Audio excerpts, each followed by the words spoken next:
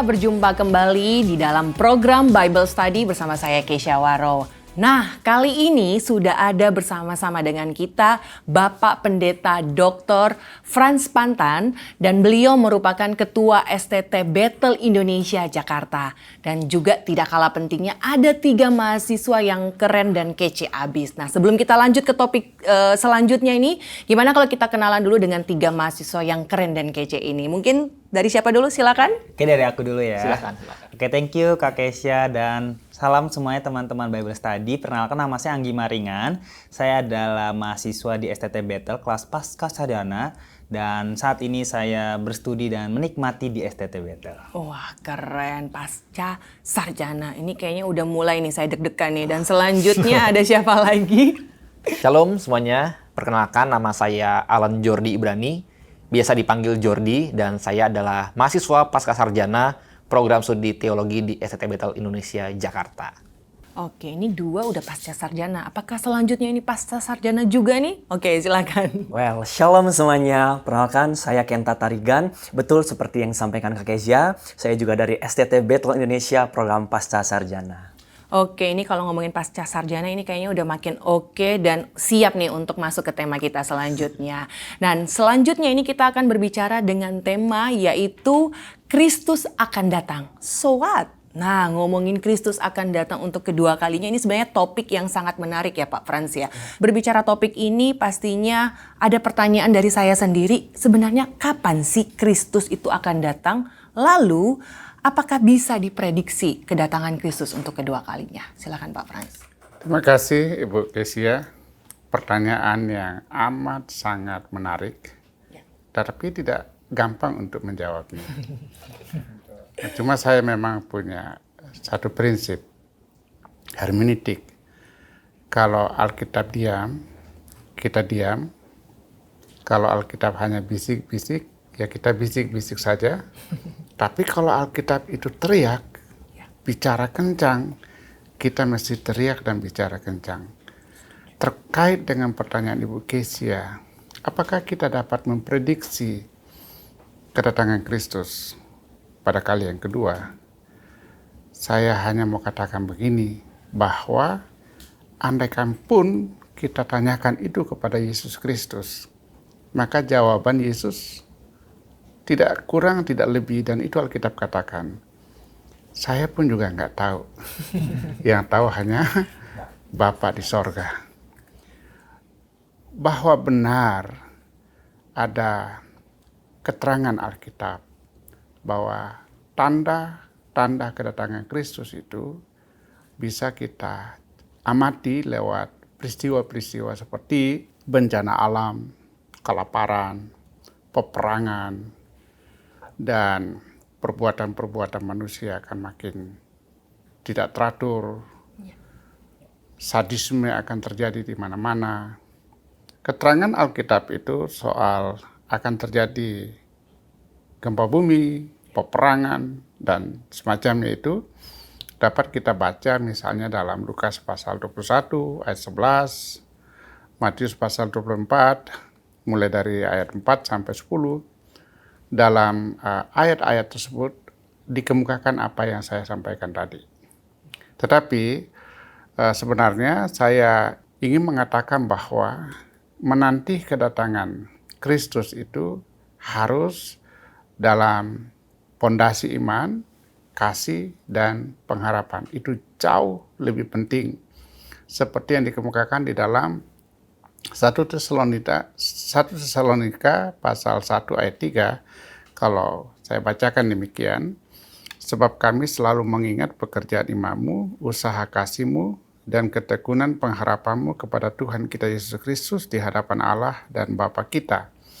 Nah, sahabat Bible Study, kata selalu di sini dalam bahasa Yunani digunakan kata adialeiptos. Artinya, kata ini menggambarkan bagaimana Paulus yang senantiasa dengan tekun berdoa dan juga tentu mengucap syukur terhadap jemaat yang ada di Tesalonika sebagai sebuah kepercayaan Tuhan kepada dirinya untuk dilayani. Nah, didasari oleh perubahan hidup jemaat Ya waktu itu tampak dalam iman, kasih, dan pengharapan. Nah, sebagai warga jemaat tentu kita tidak hanya boleh hidup dengan iman, tapi juga harus dibingkai dalam kasih. Tapi yang paling penting adalah kita punya pengharapan bahwa we have something we can achieve. Itu penting. Ada sesuatu yang kita pasti harapkan yang bisa kita capai. Salah satu itu adalah bahwa Kristus akan datang menjemput kita masuk dalam kebahagiaannya yang abadi, yang kekal selama-lamanya. Nah, prasa pekerjaan iman itu dalam bahasa Yunani digunakan kata ergou tes pisteos, yang berarti suatu tindakan atau perbuatan, gagasan atas sebuah pengakuan kebenaran dan kepercayaan kepada Kristus sebagai Tuhan dan Juru Selamat. So, ini final, bahwa Kristus pasti datang. Soal waktu, kapan, itu tak seorang pun yang tahu. Yang tahu hanya Bapa di sorga. Tetapi ini berita yang pasti. Sedangkan prasa usaha kasih itu, kebetulan digunakan kata kopou tes agapes. Artinya apa? Ini mau menekankan suatu upaya kerja keras yang disertai berbagai usaha, susah payah dalam mewujudkan kasih sayang, perbuatan baik, dan kasih persaudaraan.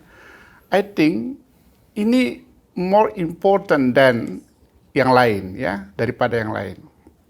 Daripada kita sibuk mempercakapkan tanggal berapa Tuhan datang, lebih baik kita mempraktekkan ini. Yes. Mempraktekkan ini, saling mengasihi, menggalang persaudaraan, lepaskan atribut apapun itu, siapapun itu adalah sesama kita, kita harus rukun, jangan ada ujaran kebencian dan sebagainya.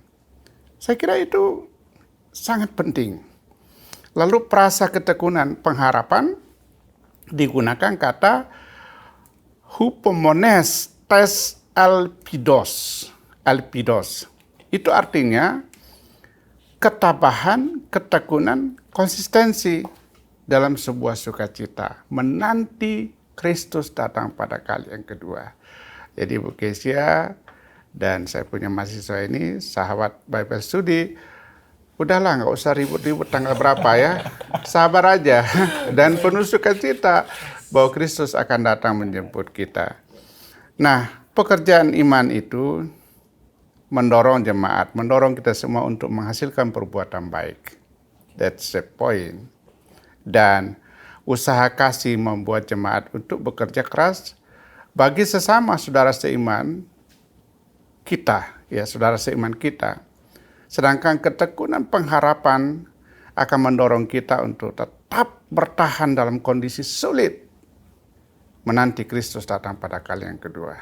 Bahwa itu berita yang pasti. Soal when, nobody knows. Tapi saya yakin Kristus akan datang menjemput setiap orang yang percaya kepadanya. Amin. Itu kira-kira Ibu Kesia. Oke. Nah, sedikit yang saya bisa ambil nih dari pertanyaan tadi tentang materi yang dibawakan hari ini memang sangat luar biasa sekali ya Pak Frans, karena banyak pertanyaan yaitu muncul, kapan sih Kristus datang? Ada yang udah mulai taruh tanggal lah, tahun lah kapan kedatangan, padahal sedangkan Yesus sendiri aja tuh nggak tahu kapan datangnya. Yang tahu itu hanya Bapa di sorga. Dan saya sedikit ambil kesimpulan bahwa dalam menantikan Kristus di sini yaitu kita harus mempersiapkan sebenarnya fondasi. Walaupun kita nggak bisa menentukan tanggalnya kapan. Yang penting kesiapan kita sendiri yaitu mempersiapkan fondasi-fondasi kita yaitu iman, kasih, dan pengharapan. Ini saya udah ngeliat nih dari 3 mahasiswa nih kayaknya udah banyak pertanyaan. Gak cuma saya sendiri, tapi saya akan berbagi. Mungkin siapa yang mau bertanya silakan. Saya dulu kali ya. Anggi, oke. Makasih nih Kak Kesia dan Pak Frans buat pemaparannya ya terkait dengan bagaimana saran Paulus dan pujian Paulus terhadap jemaat Tesalonika ya. Kita udah lihat tadi nih Pak bagaimana Paulus memberikan 3 serangkai prinsip pondasi ya. atau triloginya orang Kristen tuh yaitu iman, pengharapan, kasih, atau tadi iman, kasih, dan pengharapan. Tapi saya pengen tanya Pak soal iman Pak. Paulus mengatakan memuji usaha atau ketahanan iman daripada jemaat Tesalonika. Nah bukankah iman itu berasal dari Allah dan iman itu adalah anugerah Allah? Kenapa Paulus memuji iman mereka Pak? Harusnya kan dipuji Allah karena kan ini usaha Allah atau anugerah Allah. Bagaimana itu Pak? Memahami. Ya, Paulus memuji iman mereka karena saya meyakini karena iman itu kan percaya kepada hal-hal yang tidak nampak, tapi itu pasti terjadi. Dan tidak semua orang bisa begitu. Biasanya kita lebih percaya pada hal-hal yang kelihatan. Dan mereka ini hebat banget gitu loh. Ya ini kalau orang-orang yang nggak yakin Tuhan itu, dia berpikir ini perbuatan atau pikiran bodoh, penyesatan. Ini sesat pikir itu ya. Tapi ini adalah hal yang sangat luar biasa di mana jemaat atau umat yang dilayani oleh Paulus pada saat itu sangat luar biasa. Dia sangat meyakini contoh bahwa Kristus itu akan dan pasti akan datang. Dan itu tidak mudah. Itu yang diapresiasi oleh Paulus. Wow, sangat jelas sekali ya Pak. Berarti suatu hal yang dipuji oleh Paulus bagaimana dia bisa percaya kepada hal yang tidak nampak ya. Ini jadi PR juga buat kami juga nih Pak. Kadang kami tuh kalau percaya yang nampak tuh aman Pak. Tapi kalau percaya yang tidak nampak ya, misalkan tulang rusuk yang tidak nampak kan Jangan curhat Anda. Kayak ini bukan sesi curhat. Makasih banyak Pak.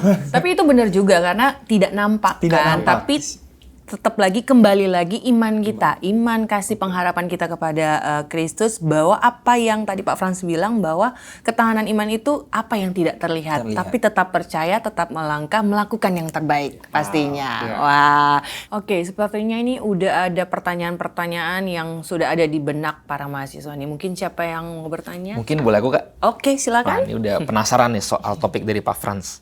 Pak, saya ingin bertanya, bicara soal penantian kedatangan Tuhan Yesus yang kedua kali nih Pak.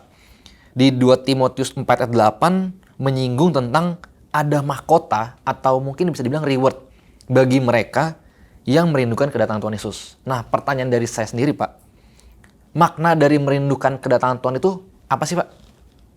Oke, ini pertanyaan yang sangat menarik dari Jordi. Tapi Pak Frans juga jangan dulu jawab ya. Kita tahan dulu nih karena sahabat Bible Study, pertanyaan ini akan dijawab oleh Pak Frans pada part yang kedua dari episode ini, yaitu Kristus akan datang, so what? Jadi nantikan ya. Sampai jumpa.